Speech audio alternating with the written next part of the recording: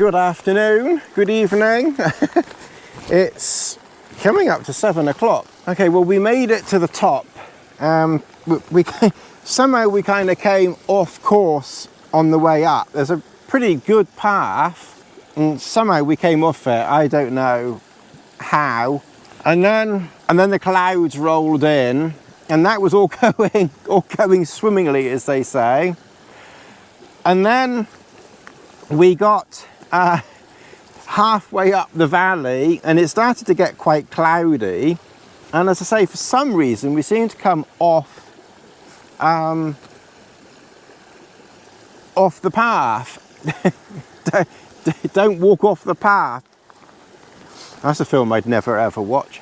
Anyway, so somehow we came off the path. Anyway, I climbed up there through the bracken a bit, eventually got to the path, and then literally about 200 meters away, just over there, the heavens just opened. Either if I hadn't have flown the drone, obviously if I'd have got here a bit earlier, if I hadn't have flown the drone, if I hadn't have come off the path, my plan was actually to get into camp at about 6 o'clock, and somehow, I don't know how, we got just over there at 6 o'clock. Ideally, we should have got here about 5:30, I think. But anyway, we got just over there. I could actually see where I was going to camp, and the heavens just opened. So I quickly took my pack off, put my waterproof coat on. So my shirt is damp, because it just got damp in those few seconds that I was putting my coat on. Obviously my trousers are wet. I'm not really too bothered about trousers. I got waterproof trousers, but realistically by the time I put them on they would have been wet anyway, so it wasn't really worth the hassle of putting them on. So I got here, we've put the tarp up, we've literally come to the Lake District in a tarp for several nights. It has now finally, thankfully, stopped raining, so that's a little bit of a bonus, it has to be said. So when I was here last time, where those other people were camping, I think was just on the other side of the water over there. Pretty sure they went over there rather than here. Maybe over there is actually maybe a bit better than here. It's a little bit rough, this ground. It's not the greatest, but it'll do. So now it's actually stopped raining and we have, you know, a little bit of well, light.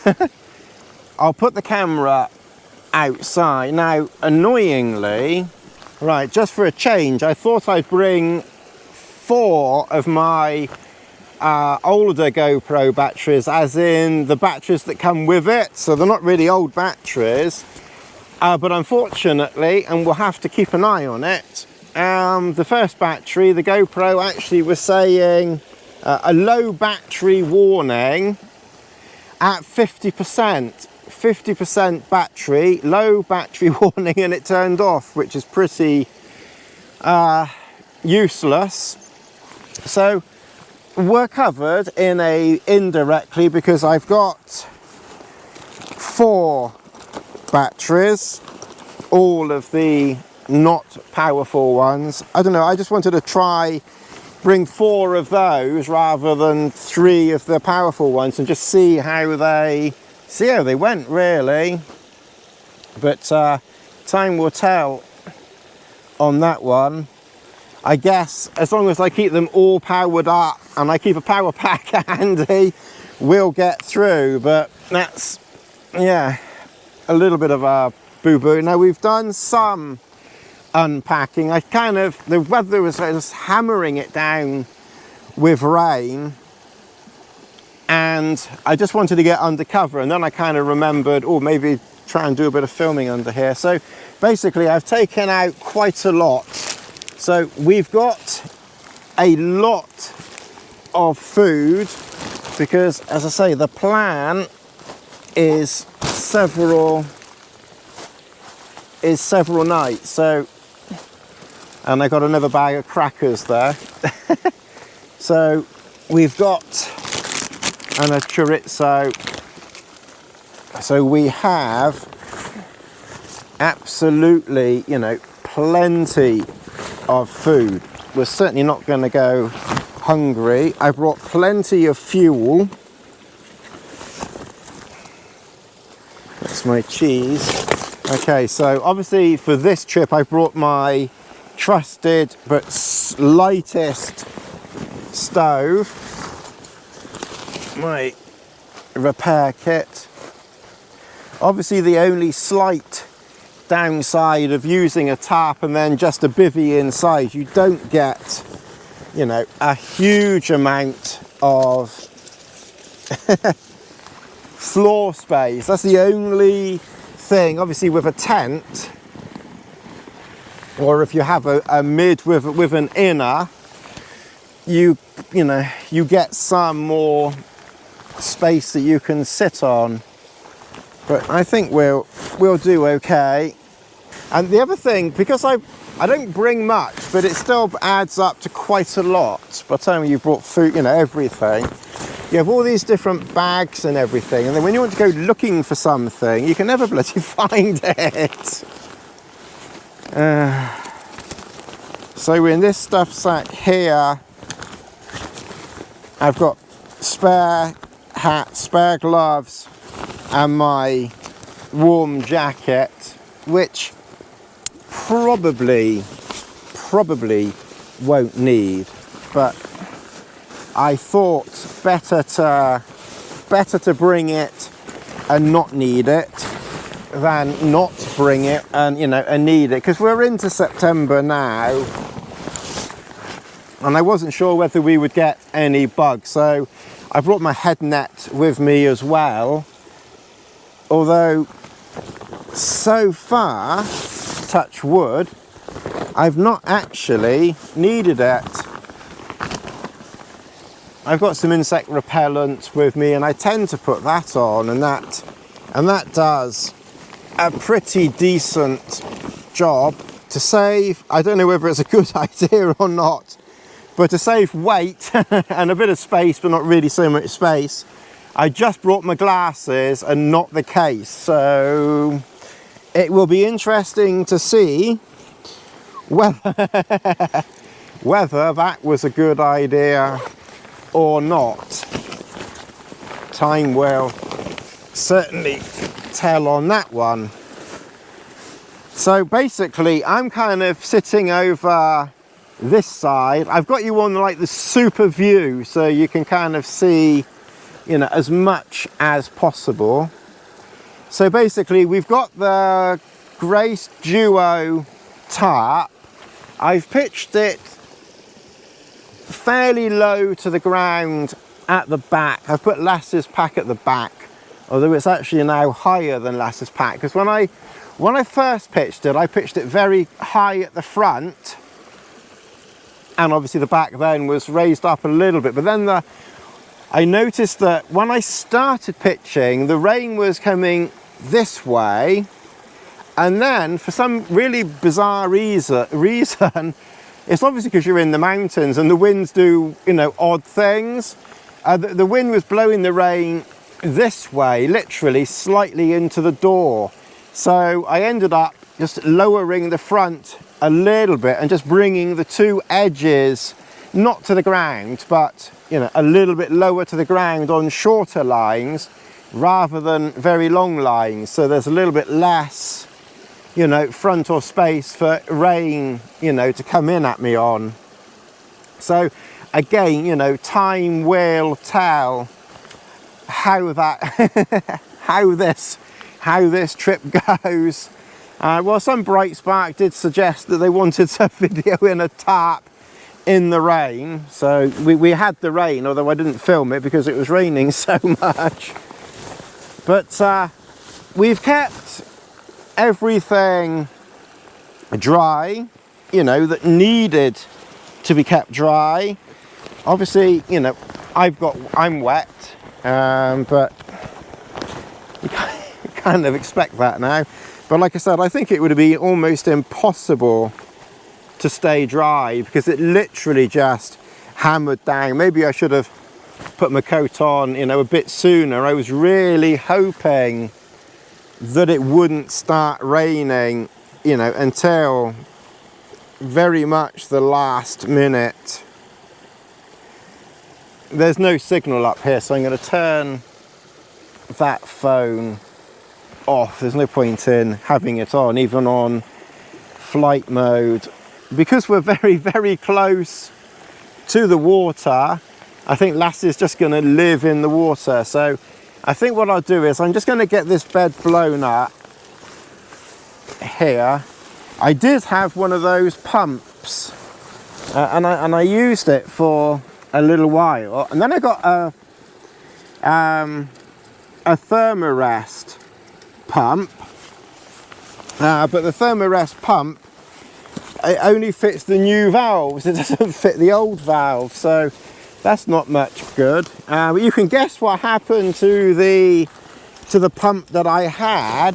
Well, for some silly, I don't know why I did it. I was trying to save myself, you know, 150 grams or however much it was, and I put it in Lassie's pack. I thought, well, it's not essential. It doesn't matter if it gets wet, and it might be okay if it got a bit damp. And it got damp a few times and was fine, but then eventually it got damp a bit too much, which is not really surprising with Lassie around. It got damp again, and then it doesn't work now, so I got to blow them back up again now until I can get another one. I was hoping the Thermarest pump would work, but it didn't. Well, this is our camp spot. Thankfully, it's now stopped raining. Lassie, of course, is showing off in the water there, as usual. So we've got Lassie there, obviously, and then I'll show you around camp. So, like I said, when we came last time, those people, I think they were camped on that flat bit over there. There is a flat bit over there, but it was kind of on, sort of almost on the path, and it was still a bit lumpy bumpy. So I thought I would just come here. It's not really perfect. The path kind of goes around there, but I doubt many people will be up this far.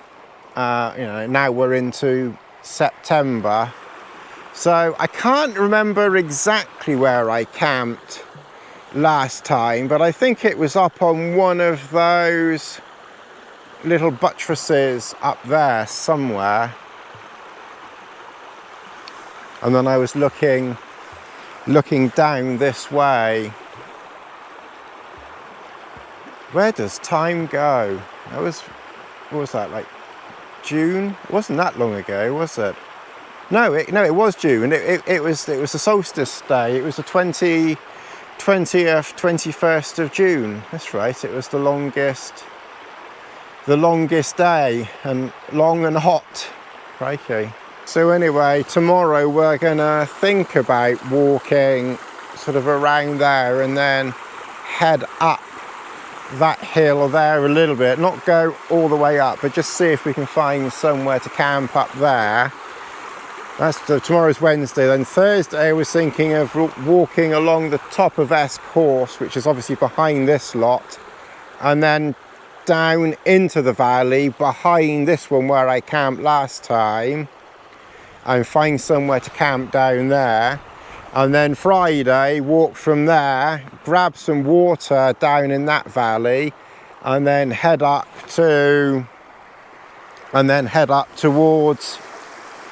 the top of Hard Knot and find somewhere to camp up Hard Knot area. So this is the tarp. I've obviously pitched it high-ish at the front. I've pitched the sides quite low, and then I've pitched the back. It's a bit rough around here. And then I've pitched the back, you know, low to the ground there. So I will just move it slightly forward a little bit so the bag is giving it some protection there, so I don't come out the end of it or anything like that. That bivvy that I've got in there is a very long one. And you can see there it's just touching the top there, so I've moved the bag over and then I can just move it forward ever so slightly there, and we should be good to go there. Yeah, so I just need to just move it, you know, just a little bit more central if possible, and just bring it forward, you know, a tad, but it should be fine like that. Okay, as I say, it's a bit rough in there, the ground. I didn't find the flattest of areas. It's not that easy. Sometimes you just got to grab what you can. All right, well, I think what I'm going to do, you can just see Lassie there. Oh, Lassie. Oh, bless her. She is such a sweet dog. Oh, Lassie. Good girl. You're a good girl, aren't you? Sun sets about 10 to 8, so we've only got about half an hour of daylight left, and I've just got this shirt on and my waterproof, and it's just starting to cool off. So I think I need to get into the quilt. I brought my PHD quilt with me this time, which I've not used for a long time. So it's kind of a few tests, a few tests this trip.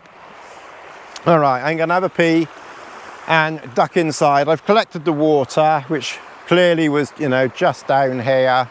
So we'll either see you later on, or we'll see you tomorrow, which will probably work out to be the next part of this video. Because I'm out for several days, I don't do it all as one video, walking up the hill, eating something and walking back down again. You know, it tends to be several parts of me showing my part off, as it were, you know, up here. So I'll either see you in a minute or later on. And my Garmin just buzzed on my wrist. I've got my Garmin Fenix 7X set up, so 30 minutes before sunset it gives me a little warning, so I know when sunset is. It's just a handy little feature that. It's not essential, you don't really need it, but I don't know, just every 30 minutes or 30 minutes before every sunset, my Garmin goes zzz, nearly electrocutes me.